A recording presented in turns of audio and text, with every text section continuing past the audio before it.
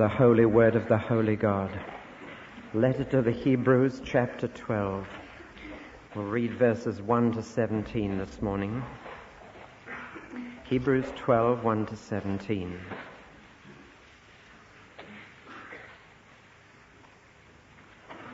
It's a pity about the figure 12, isn't it? It's divided asunder what God has joined together.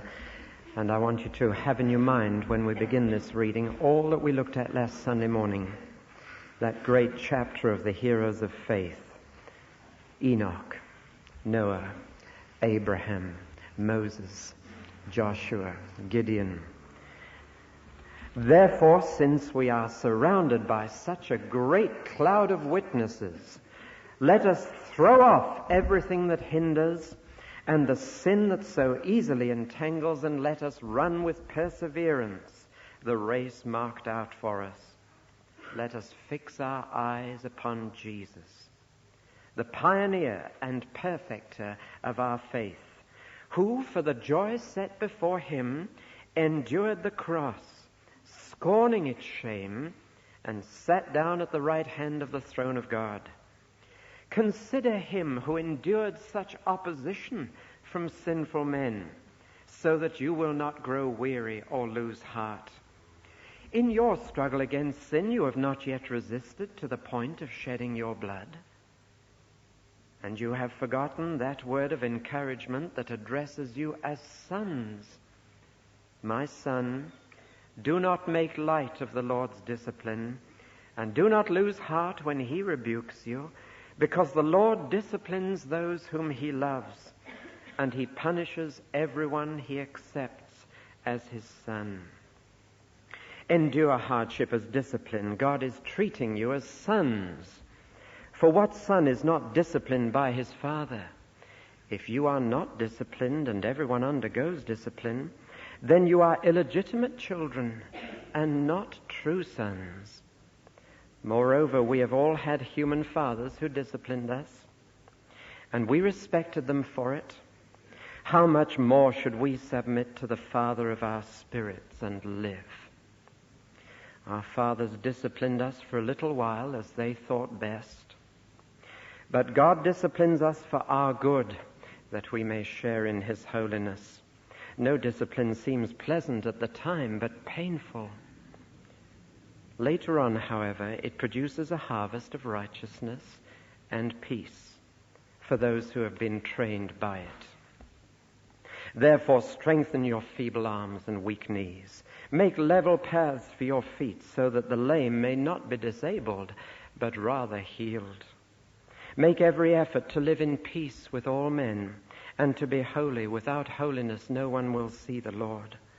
See to it that no one misses the grace of God, and that no bitter root grows up to cause trouble and defile many. See that no one is sexually immoral or is godless like Esau, who for a single meal sold his inheritance rights as the oldest son. Afterwards, as you know, when he wanted to inherit the blessing, he was rejected. He could bring about no change of mind, though he sought the blessing with tears. Some time ago, I got onto a crowded London tube train, had to stand near the double sliding doors, and at the next stop, a very gentle, elderly, slim man got on with a briefcase, curly, short grey hair, and I recognized him straight away. It was Sir John Hunt, the leader of the Everest expedition. And, I looked around and nobody else was looking at him. Nobody else recognized him. And so there he was. And my mind went back to that memorable day, 1952. The news came through on the day of the coronation of Queen Elizabeth II. Remember, in the morning, Everest is conquered was the headline. Sir Edmund Hillary, it's been a very sad week for him this week, as you may have noticed, searching the wreckage of that little plane in Nepal to try and find some trace of his wife. He failed to do so. He found the body of his daughter. He's been in Nepal establishing a community hospital. And this is what has happened. It seems so unfair that a man who went there to do good, to help people, should crash, or should have his wife and daughter crash in a little aeroplane. It also seems so grossly unjust that in our world those Vietnamese orphans setting off in a plane should crash. Surely the Lord would have his hand on a situation like that, where people were only seeking to do good. It raises many questions. And going back to that Everest expedition, if this week has for Sir Edmund Hillary been the most tragic week of his life, I'm quite sure he would say the most wonderful week or day or moment of his life was when he and Sherpa Tenzing breasted the last ridge and realized there was nothing above them and that they had nothing to look at but the sky after that, and realized they'd conquered the peak and arrived at a goal which had defeated many, many others. They looked around for the remains of Mallory and Irving, the two people who were last seen in the 1930s, still climbing, but vanished into the mist and were never seen again. I want to take a number of themes out of the Everest expedition and apply them to the Bible study this morning. There are many parallels, and the one illuminates the other, possibly because something within our own experience and memory helps us to get back 2,000 years into another situation and to realize the similarities and to feel it.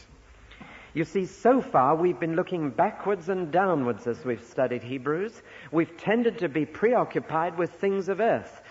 The theme of Hebrews is that Christianity is a better religion than any other, including the best there had ever been before Christ appeared, namely Judaism. And there are many similarities between Judaism and Christianity. They both worship the same God. They both had the truth. But there are many profound differences, and Judaism is a religion that is earthly, that was based on visible things that were only copies of the real things in heaven. And so we've been climbing up through the letter to the Hebrews, and sometimes we've stood on a little peak and had a vista, and then we've moved on. And each time there seems to have been a higher peak. Well, with chapter 12, we get to the top. And we stop looking at all these other things, and we look at Jesus. There's only one place we can look up when we get to the peak, and that's heaven. And in heaven, we see a great cloud of witnesses around us. We're no longer looking back into the Old Testament at the figures of history, at the tabernacle, at the sacrifices, and all the rest that went through those centuries. We're now looking up, and we see Abraham. And we see Moses, and we see Elijah, and we see a great cloud of witnesses.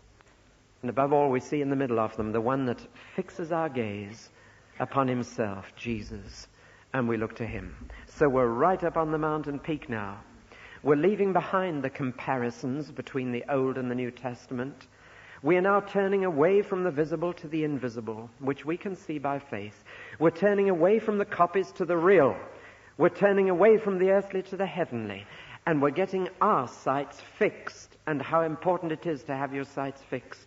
Sometimes life seems to me like going through a jungle, and you lose your way through the week, and Monday to Saturday you seem to be so immersed in the undergrowth of everyday life, trying to find out which is the cheapest butter at the supermarket, trying to catch the right train to work. We're in the undergrowth, we're tangled up, and it seems to me that on Sunday God gives us a glorious opportunity to shin up a palm tree and look ahead and see the distant peaks, and get our gaze fixed, get our sights corrected, get our goal clear in our minds, so that when we go down into another week, we go down with the direction right, facing the right way, and keeping our eyes fixed on that which we can't see in the undergrowth of the week, but which we've caught a glimpse of, and which we can see by faith all the time.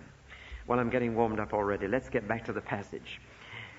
What a cloud of witnesses there is. From this peak, we look into heaven and we see a great multitude of people. Indeed, the thing about heaven that makes it heaven is not the place, but the people. This is why I find some of the descriptions of the afterlife that have come through mediums so pathetic, describing gardens and fountains and things. I'm interested in the people. That's what makes heaven, heaven. That's what makes a house, a home. And it's the people that are there that make heaven. It's just heaven to be near you. Rang an old pop song years and years ago. And that's precisely what heaven is. It's to be near someone you love. And we look now at this cloud of witnesses. It's no accident that many interpreters of Hebrews 12 have got the impression that the writer is thinking of a gigantic stadium. And since it was written to the Christians in Rome, almost certainly, you could understand that, because Rome was full of these big sports stadia. I've looked at some of the ruins of them. I've never seen such a big sports field, particularly the one where Caligula's palace overlooked the sports field so that he could lie in bed and from his balcony watch the games. Gigantic arenas with great big serried ranks of grandstands. Go into the Roman Colosseum, find a building there that will hold 7,000 people with a separate entrance and staircase to every block of seats. It's a marvelous construction. We've still got a lot to learn from the ancient Romans about constructing football stadiums. And there in that Colosseum, you just have row upon row of spectators looking down. Now, some have felt that Hebrews 12 is saying, since we're surrounded by such a great cloud of spectators, let's run the race. In other words, let the crowd spur you on. And therefore we may take from this, if this is the right interpretation, that Abraham's watching us and Moses is watching us and Elijah's watching us.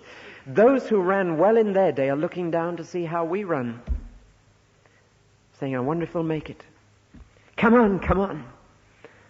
That's the impression that many have got from the verse, and I would not like to do anything to spoil that impression, because the communion of saints is a very real item in the Christian's experience. The knowledge that we are linked with those in heaven, we don't need to get messages from them through red Indians and familiar spirits, but we know that they're there. We know that they're as close to Christ, if not closer than we are, and that therefore if we hold one hand of Christ, he holds them with the other. And we feel the communion of saints. We know that we're not just, 600 people here this morning. We're surrounded by a great cloud of witnesses. With angels and archangels, we worship the Lord of glory. But I'm not sure that that is the real meaning of the word witnesses. It implies that they are witnessing us, that they are witnessing what we do. But the word would never have that meaning anywhere else. Let me tell you what I think it means. It doesn't mean spectators. It means those who themselves, whose own lives, give testimony to what faith in the invisible can do. It's more a word taken from the courtroom than the sports stadia. It's as if you've sat in a gigantic court and witness after witness has stood in the box and said, I believed. That's the real meaning of the word. Not witnesses of us, but witnesses to him. In other words, we're not the first to have run this race. The trouble is, when Christians get into problems, invariably we think we're the first one to have such problems. And that's our problem, until we find out we're not. Believe me, there's nothing you experience as a Christian that's new. We're not the first to have run. We're surrounded by a great cloud of witnesses. Read the Bible carefully. You find there all the problems you have in your spiritual life. You'll find that they all had them. The Bible's an honest book. It doesn't try and paint plaster saints who had a wonderful life and never were depressed, never had a dark night of the soul. King David is utterly honest. Why are you cast down, O my soul? So there's nothing new.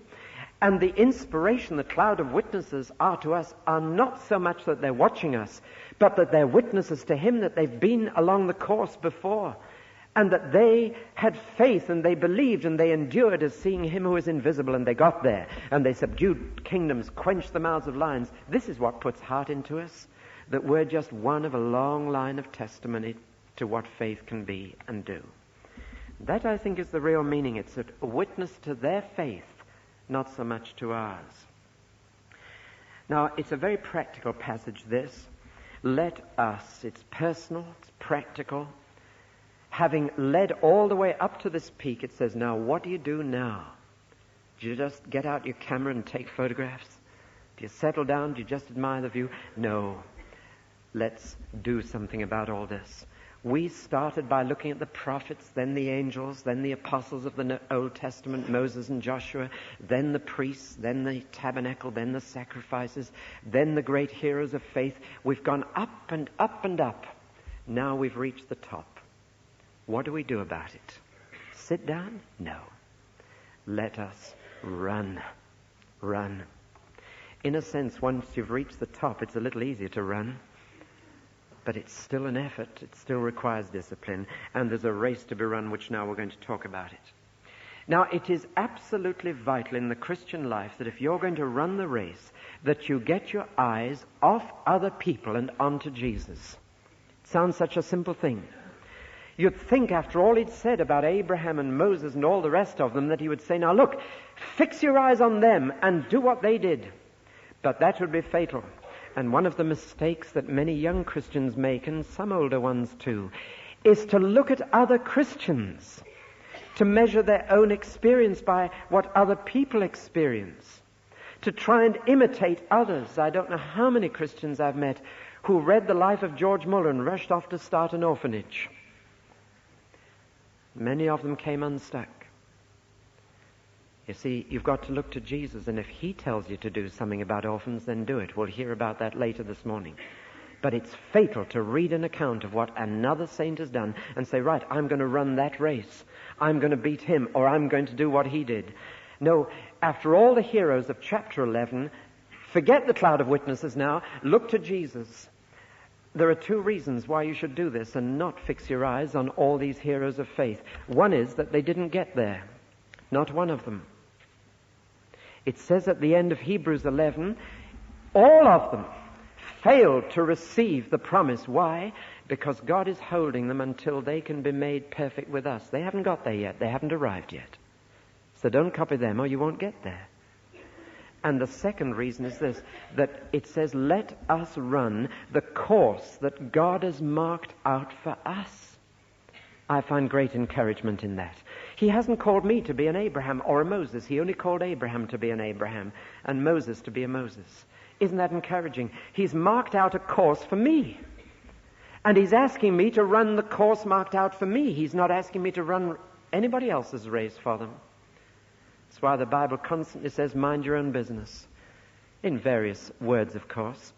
But you know, we shall see on tonight that Peter said to Jesus after the resurrection, now what about John? What's your future plan for him?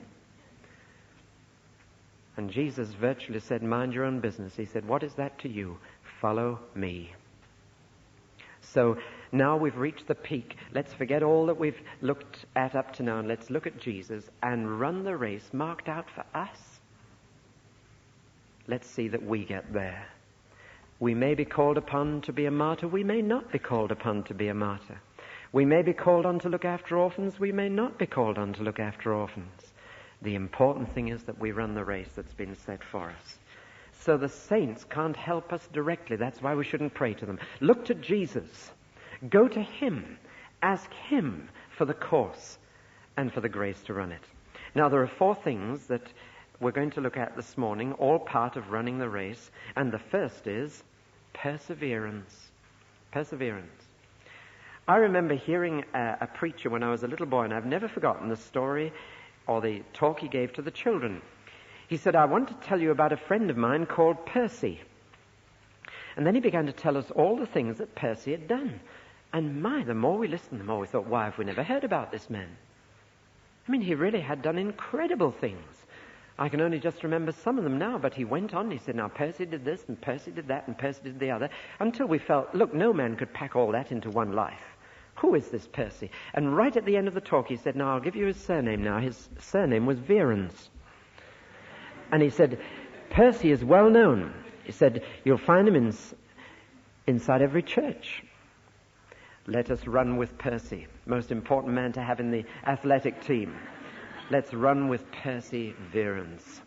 You know, I've remembered that all my life. And this is the message here. But let's look at it. If we are going to run the race, then there are two things needed. First, we need to be stripped, and secondly, we need to be stretched. Let's look at the two.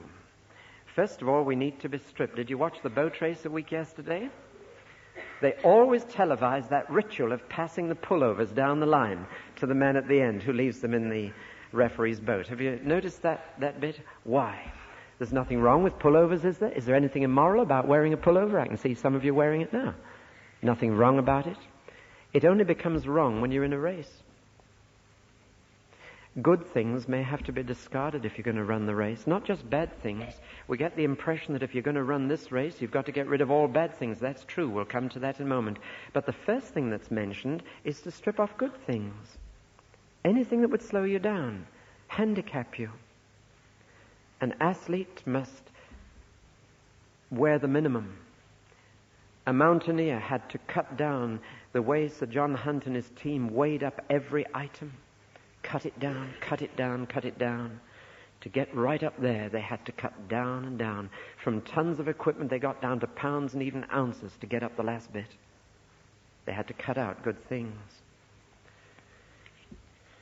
Gumboots and great coats are no use in a race. There'll be different things for different people. To a rich young ruler, Jesus said, you better cut out your bank balance. Doesn't say that to everybody, but he marked out the course for that man. He said, that's what you'll have to strip off. See, you can't run a race if you're overweight. Physical overweight, can be a spiritual handicap. That's why Christians have always included gluttony among the deadly sins. It's mentioned more than we care to realize in the book of Proverbs. But there's such a thing as emotional overweight or intellectual overweight. Henry Martyn, that great man of God, he knew that God had marked out a course for him to go to India and then back through Afghanistan, and he finally died in the Middle East. But you know, Henry Martyn was deeply in love with a beautiful girl in England. She was a Christian. But he knew that he could not run his race with her. And he turned his back on this. Now, there was nothing immoral about it. It was a beautiful relationship. She was a believer. They had everything in common. But he had to strip off that emotional handicap. And he went. I mention that not because that's God's will for everybody. Jesus mentions it as a possibility for some. But I mention it as an example of stripping off something good in itself to be free to run the race. Incidentally, I don't think that can ever apply within marriage. They were not married. They had just fallen in love. An athlete is an ascetic. You can't both be an athlete and live the high life at the same time. And so, let us run the race with perseverance. Get rid of anything good that could hold us back, that could hinder our running. And then it goes without saying, get rid of all the bad things too. Some of the good things and all the bad things. We talk about besetting sin as if it means our one failing. And this word besetting sin has crept into English colloquialism, meaning our one failing. But it doesn't mean that here. It means sin general. It's not our besetting sin, but the sin which besets us. And that's not one thing. It really means don't run through clay. Have you ever tried to run through wet clay? I've done so on the farm in gumboots, and it isn't long before you're up to your knees, just weighted down with the stuff, and the faster you run, the more you pick up, it seems. Strip off whatever tends to cling, whatever tends to stick, to pull you down, to hold you where you are. That's what it's saying here. It's a very vivid thought. Now notice that it assumes that you know what mud clings. It assumes, second, that it will be an effort to run, that you'll have to prepare yourself and discipline yourself. And it means, thirdly, that you are able to strip it off. For the Bible never tells you to do anything that you can't do by the grace of God. If you don't strip for this race, what will happen to you? Verse 12 tells you, drooping arms, shaky knees, and lame limbs, and you will not be able to run. And so we need to strip. Now, the second thing we need to do is to stretch. To stretch. Have you ever watched an athlete straining every muscle to get forward? Listen to Paul. Forgetting the things that are behind, that's the stripping part. And stretching forward, straining forward to the things that are before. I press on toward the goal. In other words, you're an athlete as a Christian, and you're not a good athlete unless you stretch forward, unless you've got the goal in mind all the time. See, there's an awful danger that when you've grasped the gospel, you think that because there are so many texts in the Bible underlining the once saved, always saved truth, which is a precious truth, that in fact you don't need to do anything more. But the letter to the Hebrews, again and again, as we have seen, is saying this. It's not whether you've started the Christian life that's so important. It's whether you're continuing and whether you're determined to complete. so that when you get to your dying day, you can say with the Apostle Paul, I have kept the faith, I've finished the course. That means his course, which was for so many years, and he knew that now if he died now, he'd finished the course and he'd arrived. He'd got there. Our Lord Jesus said it before him, I have finished. It is finished. To finish your course, Jesus finished it in 33 years. Paul probably finished it in 50 years. It's not the length of life. It's not, I've lived a long, full life. That's not finishing the course. It's completing what God gave you to do. And this involves perseverance. There are many Christians who haven't arrived. They set off, but they didn't arrive. There are many believers who got converted, soundly converted, but who could not say when they died, I have finished the course. They died halfway along or even a third of the way along, like the many who died in the wilderness after leaving Egypt and never saw the promised land. Out of 2.5 million people who left Egypt and were redeemed by God, only 2 saw the promised land. Only 2 could say, we've got there. We've arrived. That's why Paul says, forgetting the things that are behind and stretching to the things that are before. What does he say just before that? He says, I do not count myself yet to have arrived. A Christian is not someone who's arrived and should never give the impression to others, I have arrived now that I'm a Christian. The truth is that when I become a Christian, I haven't arrived at anything. I have started right. That's all I've done. I've started right. And for the first time in my life, I'm now living on course. I'm now in the right direction. But I've only started. I haven't arrived. How important it is then not to neglect passages like Hebrews 6, which warn us what can happen to those who drift, to those who neglect so great a salvation, to those who don't press on, to those who don't keep the goal clearly in mind. Now, if you're going to have a goal, you've got to look at it. Jesus said something about looking back, putting a hand to the plow and looking back. And Peter was the same. When Peter tried walking on the water, as long as he looked at Jesus, he was fine. But as soon as he took his eyes off Jesus, he was terrible. I remember hearing a story about a young boy learning to plow, and it's the most satisfying thing is plowing. I've plowed with a couple of horses in front of me up and down the field. It really is satisfying. But if once you start looking at your work, thinking, my, that's a good furrow, it is hopeless. A boy learning to plow, he was told by the farmer when he'd gone across the field the first time, fix your eyes on something at the far end of the field. And he did. And it finished just as bad. The farmer said, what on earth were you looking at? He said, well, I fixed my eyes on a cow in the next field. That's what it is to fix your eyes on a saint, incidentally. There's only one goal, and you need to fix your eyes on Jesus. Because he's the only one who ran and won. He is the one who reached the finishing tape by the age of 33. By his grace, we can do the same. Looking not sideways or backwards, but forwards, and then you keep in a straight line, you go straight for your goal. Now, there are 2 titles given to Jesus here, which both have a double meaning. And again, the commentators are so divided about this, and I'm going to keep everybody happy by saying that both meanings are right there. We needn't argue about which it is.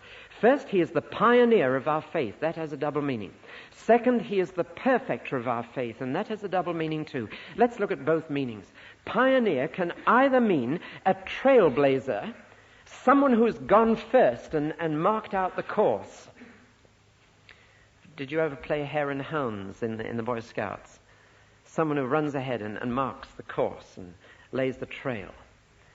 Well, that's one meaning of pioneer, someone who went first and laid the trail, and certainly Jesus has done this for us. He's been through it all.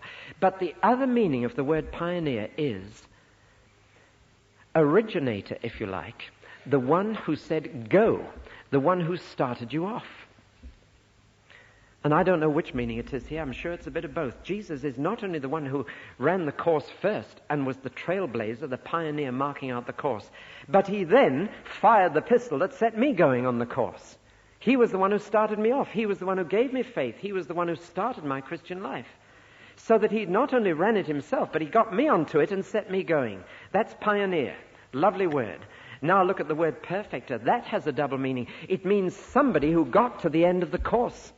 somebody who had a perfect faith, but it also means someone who will finish my course for me and someone who will perfect my faith. The word our is missing in the original. It's the pioneer and perfecter of faith. But in the second meaning of each of those words, we can legitimately put in the word our, the pioneer and the perfecter of our faith. He was the pioneer and perfecter of his faith first. Now he's the pioneer and perfecter of mine. He sets me going, and he's at the winning post waiting for me and saying, come on. When I was a student at Cambridge, one thing used to grate very much with me, and that was when we used to go and watch the bumps. To the uninitiated, that means the boat races on the River Cam, when you have to try and catch up the boat in front and bump it, and then you move into their place, and so the heats are run off. Now, Jesus College was right next door to our college, and they were in the boat races, the bumps. And it used to give me a funny feeling to hear crowds of people on a riverbank shouting, come on, Jesus, come on, Jesus. And they did. It almost seemed utterly wrong to do this, though I'm sure they had no wrong thoughts in their minds. But, I just want to take that this morning and lift it into another context. It's Jesus who's on the bank. It's Jesus who's at the finishing post saying, come on, John, come on, Mary, come on, Dick, come on, Harry, come on. He's the perfecter of our faith. He's calling us to keep going until we feel the tape on our chest and we're through and can say we've finished the course. So he's the pioneer, our example, and our coach. We're to fix our vision on him, which means, of course, seeing invisible things. Now, the third thing I want to talk about this morning, I've talked first about the perseverance with which we run. I've talked second about the pattern to whom we look. Jesus himself. He's the pattern. Not the saints, but Jesus. Thirdly, I want you to realize that the race includes persecution. If you look at Jesus, you'll see this. He ran the race, he finished the course, and what happened to him? He was crucified. And for him, the course led through Calvary, and he tried to find a way around it. He just longed to find a way around this course. But the course led through this great obstacle, and instead of running round it, he ran right through it. His course led to Calvary. And he was despised and rejected of men and suffered opposition from sinful men. It is a shock to realize that when you start running this race, that there are many other people who don't want you to run it. And that there will be opposition from sinful men, from men who don't run the race themselves. They're not even in it and don't want to be. And not only are they not in the race, they don't want you to be either. And as soon as you start running the race, those people at the office who are not in the race will try and stop you running it. It is a sad fact that for Christianity there is always a cross, that there's always going to be opposition and shame and humiliation. Remember that Jesus was a very sensitive man, very sensitive. And remember that the worst part of crucifixion, humanly speaking, was not the pain, but the humiliation. Strung up stark naked in front of everybody's gaze. It's a horrible thing. Do you know what it says here? It says, he despised that he was being despised. What a phrase. When you can say, I despise being despised, you've won the race. Because it's not easy to be laughed at. It's not easy to feel you're different. It's not easy to be humiliated, to look undignified, but every Christian will. We look silly to the world. We look crazy. And Jesus, consider him. Persecution will come, but consider him who endured the cross, despising the shame. Now, how was he able to go through with it? The answer is very simple. Because he, like all the heroes of faith, kept his eyes on the future rather than the present. And even if the present was humiliating, the future was glory. Even if the present was painful, the future was joy. Even if the present was unhappiness, the future was happiness. And for the joy set before him, he lived for the then, not the now. And this indeed is the great secret of surviving the tough patches in the Christian life, overcoming the hurdles and obstacles of the race, overcoming the opposition, going on running when the crowd is shouting, not come on, but stop, come back. And you go on running for the joy set before you. Not the joy you may be experiencing at the moment, you may not, but the joy set before you. Oh, the world will laugh at you. They'll say pie in the sky when you die. They'll say you're just deluding yourself. But you've got to keep your eyes fixed on the invisible, on the Jesus and the heaven that exist. and for the joy set before you run. Consider him, and then you won't grow faint or grow weary. There's a second thing you need to do when considering persecution. Consider him and compare your own sufferings to his. Not only consider his, but compare yours. Have you resisted to blood yet? No. Have we had to be crucified yet? No. Have they done anything approaching crucifixion to you at the office? No. Then don't grow faint. Don't become weary. You see, if when you're going through a bit of unpopularity, a bit of social ostracism, you just consider him and compare yourself to him, then frankly you'll keep going. What we have to face is infinitesimal compared with what he went through. And what we go through now is small compared with the eternal weight of glory that will be revealed. You see the thing in perspective. We go down and get depressed when we lose sight of Jesus and we lose sight of heaven, and the present sufferings become magnified and magnified. Self-pity sets in and depression follows. That's how we go down. We've lost sight of the future and the invisible, and we're going downhill. Where is Jesus now? Look what he went through, and where is he now? He's sitting on a throne. Look, we are going to sit on thrones with him. He promised that. To those who overcome, we sit on the throne. So if you're looking for a crown, can't you go through a little more suffering? Of course you can.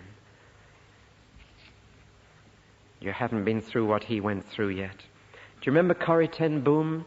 That part of her story, The Hiding Place, which was shared with us by Brian at the communion service recently. How she and her sister Betsy were stripped naked and stood in front of German soldiers in the concentration camp, and the German soldiers commented on their aging figures and laughed at them. It was humiliating. What a thing for a woman to go through at that age. But how did she get through it? It was Betsy who said, they stripped Jesus and they laughed at him. And they came through it. They got their eyes fixed on Jesus and on the future. They knew that their days would not end in a concentration camp, but in the glory of heaven alongside the Jesus who went through what they were going through. That's how you run the race. Keep your eyes fixed ahead. Now I want you to face one final fact, and that is that the Christian life is full of troubles. Never believe those who say, come to Christ and your troubles are over. It's a lie of the devil.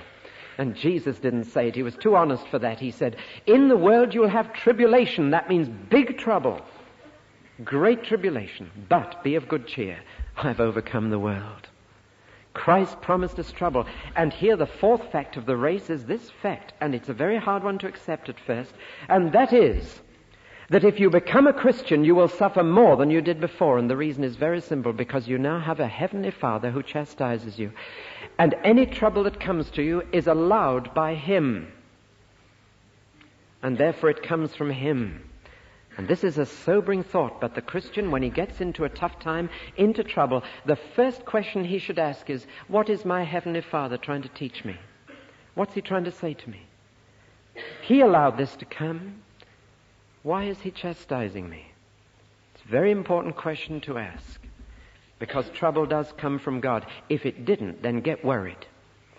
If God never troubles you, then says this letter, you should ask whether you are an illegitimate child, calling yourself a son of God, but with no legal rights to do so. Very stern thing to say. Let's just look at it for a moment. What does he mean? I think we've got to rethink fatherhood. Now, this may be a sweeping statement, but I think there's evidence enough in our law courts to support it. On the whole, the fathers of Britain are not good disciplinarians. And I believe we are therefore storing up a terrible harvest to reap. I've sat in a court and heard a father of a 9-year-old boy say, I can do nothing with him. And the reason why he said that when the boy was 9, I believe, is that he did nothing with him when he was 5. And on the whole, I know in many homes the mother is left to discipline the children, and the father abdicates that responsibility. Maybe doesn't even see enough of the kids to do it. And therefore, projecting our own image into heaven, we create God in our own image, and we've got a God who is a grandfather. You know what a grandfather is? He has all the joy of children, but none of the responsibilities, and can go back home after 3 days when he's had enough. And so we've got this grandfather picture of God, and it comes out again and again because people cannot accept that God is a God who punishes. And you can see why they accept this false view, because they're reading their own kind of fatherhood into God's.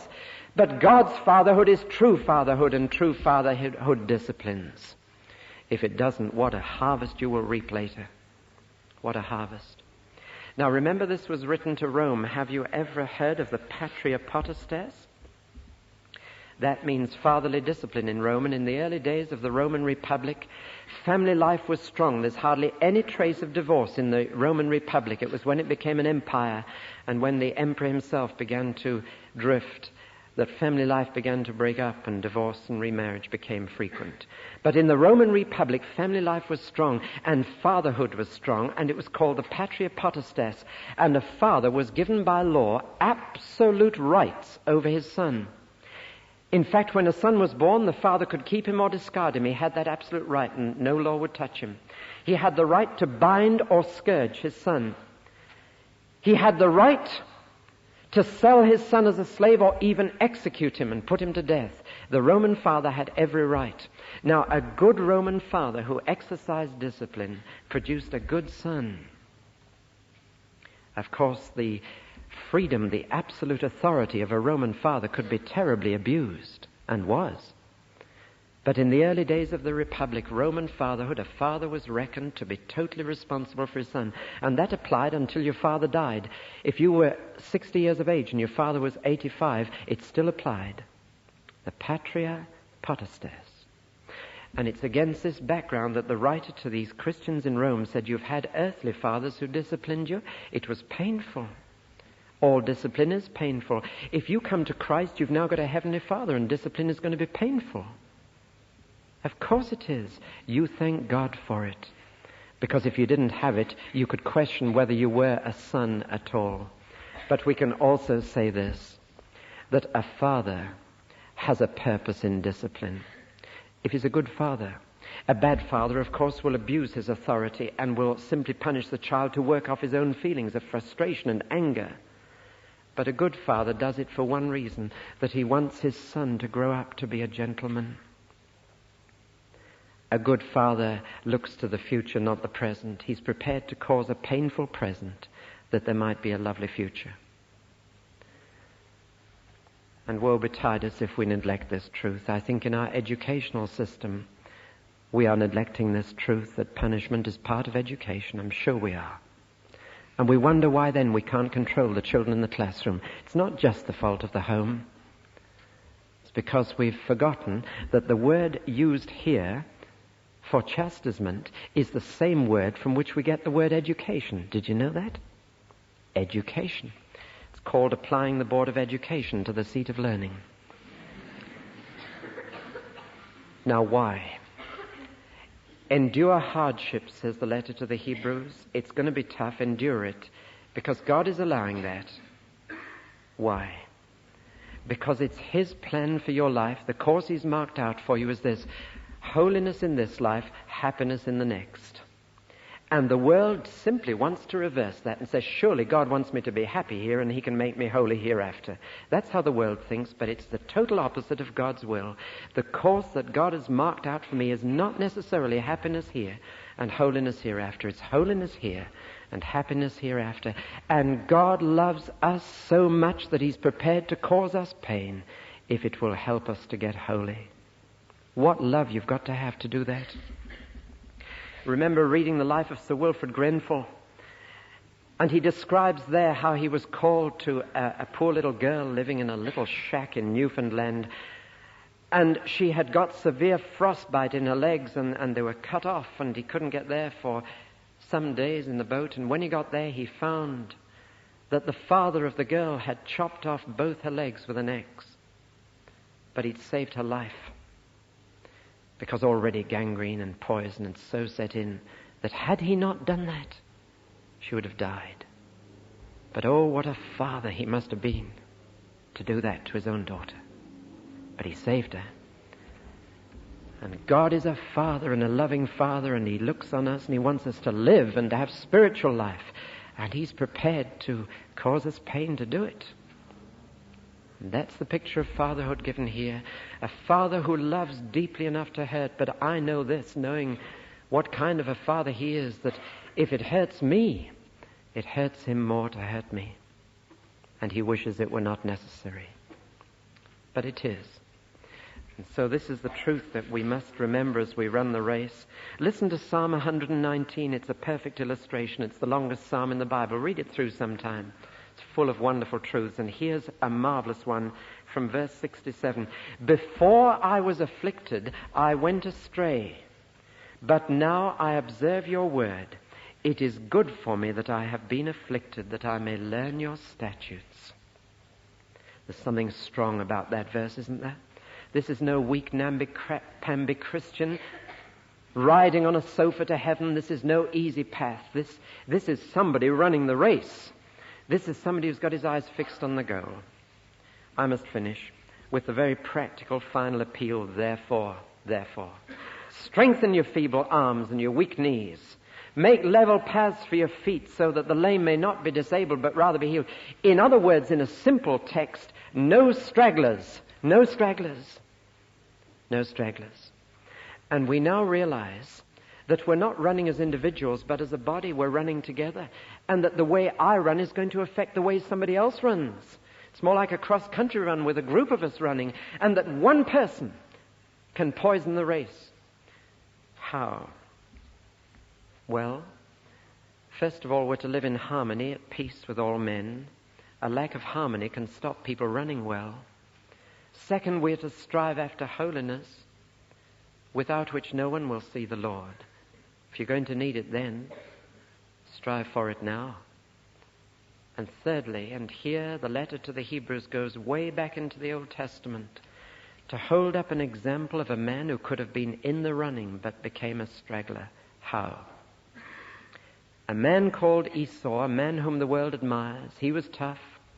He was a big, hairy man, a hunter.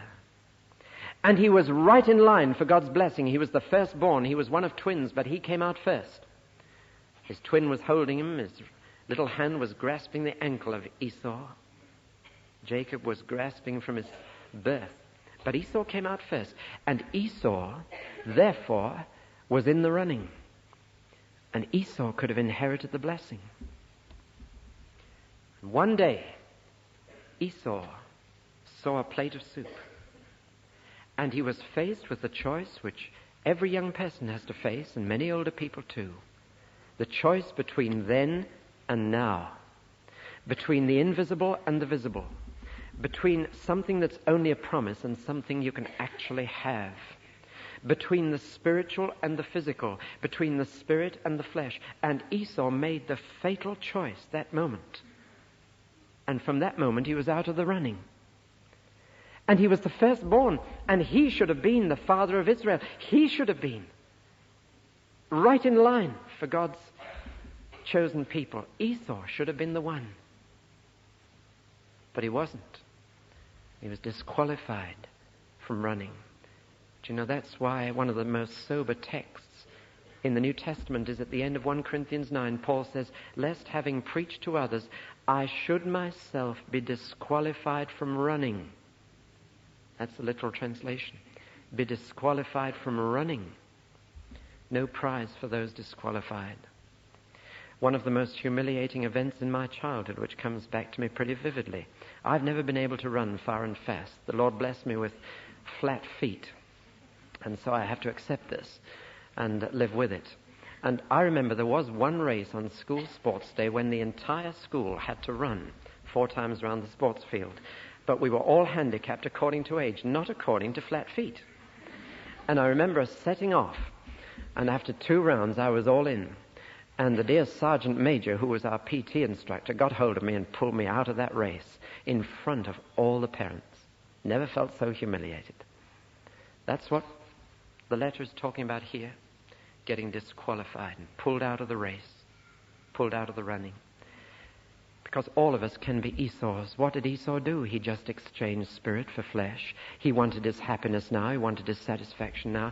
And so the letter says, quite practically, don't be immoral, don't be idolatrous, don't be ungodly like Esau. It's people who have been in the running, who now have lost sight of the goal and who are just grabbing satisfaction now.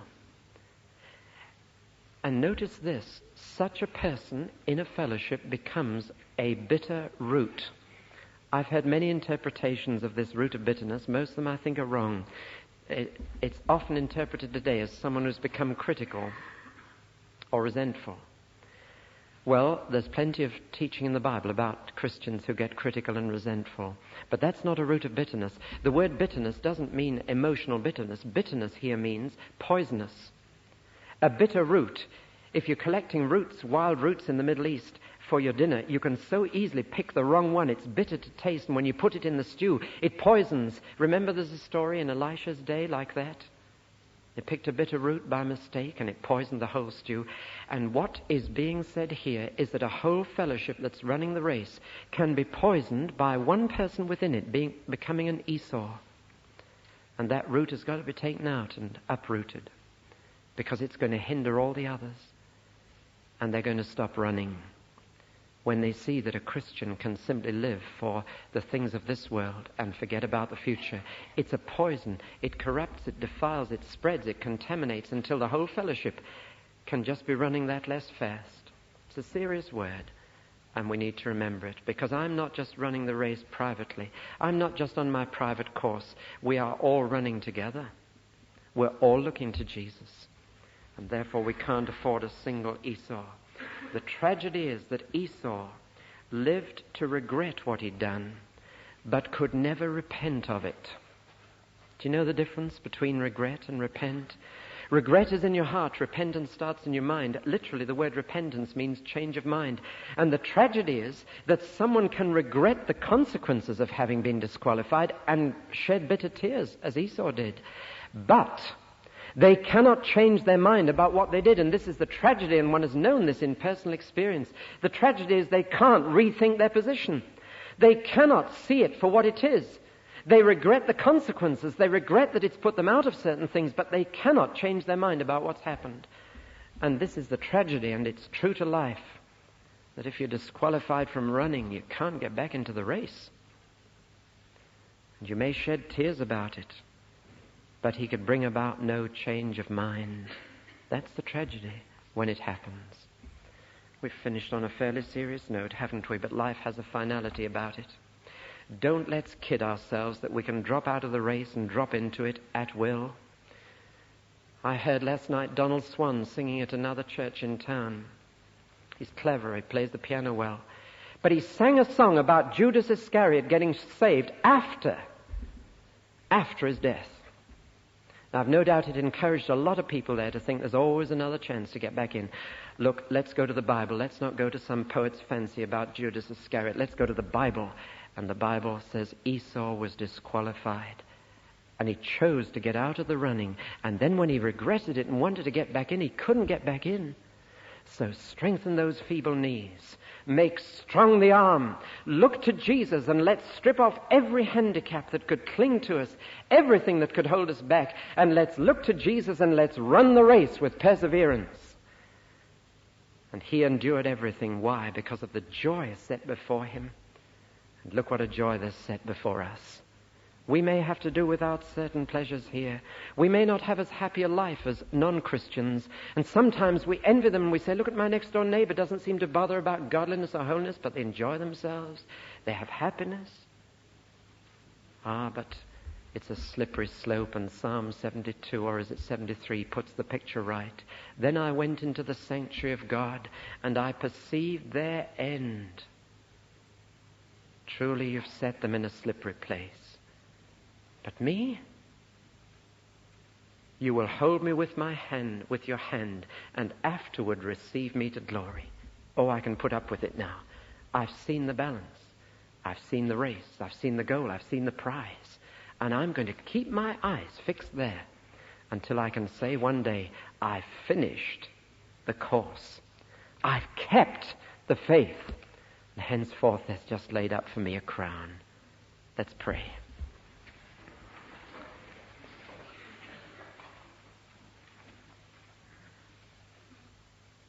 Father, you've shown us more clearly this morning just what kind of life you called us to. Lord, if we thought it was to an easy, comfortable life, then forgive us. You called us to be your disciples. We realize now that involves your discipline. We know that it could be painful and tough going at times. But Lord, lift our eyes beyond the present to the future. Give us the faith that endures as seeing him who is invisible until we see him. And grant us so to run that we may finish not someone else's course, but the course you've planned for every one of us. We ask it in Jesus' name and for his sake. Amen.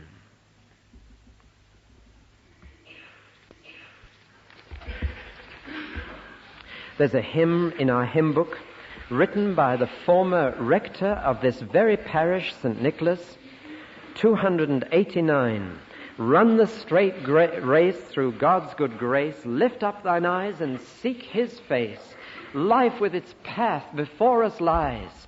Christ is the way and Christ the prize. 289.